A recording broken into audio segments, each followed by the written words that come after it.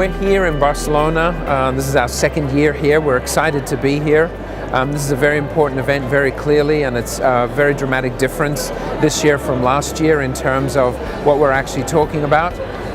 We're hoping out of this event to share with people, both directly and through the partners we work with, the work we're doing in cities around the world. We're currently working with over 100 cities around the world, and that number is growing very quickly. We expect to be at 500 in the next few years. We are working with cities on a couple of fronts. First of all, helping them think about how they deal with demand that's outstripping the capacity they have in essential city services. We started this journey thinking about mobility and thinking about transportation, and we've got some incredible case studies of how much money we've saved cities. For instance, the City of London is a city we're partnering together. We've saved them £100 million a year in their operating costs. And we're seeing that now across many cities around the world. We think the same logic of thinking about demand, leveraging data, and having open and common standards and ubiquitous payments is imminently and equally applicable to other city services such as healthcare, such as waste, water, energy, and a number of other city services.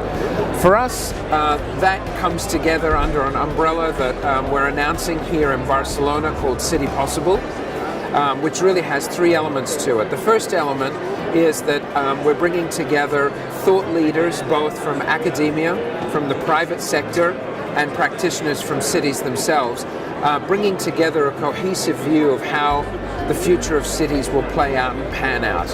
And we're doing that for the first time in a very inclusive way. The objective of that is to think about how we include citizens universally in cities. A few years ago, there were more than 2.7 billion people that were excluded from the formal economy in cities. We've personally driven down that number by 300 million, and we have a goal of reaching 500 million and beyond.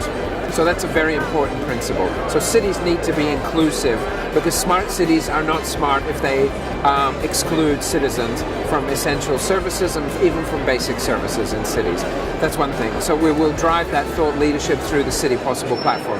The second thing that we're doing is we're announcing a series of hubs where we're developing scale commercial solutions in partnership with leading companies in the space, where we're bringing to cities around the world globally consistent, open, tried and proven solutions in those areas that I mentioned earlier. And last but not least, the model of how these solutions get implemented in cities, we really feel needs to change. We don't believe that the current model of taxation-funded infrastructure is the way to go, and cities are not going to be able to do that. So not only through efficient technology, not only through efficient data, but also through a different way of thinking about public-private partnerships, we're thinking about how cities can implement these solutions in a way that saves them money, includes citizens, and provides them with quicker, easier route to market.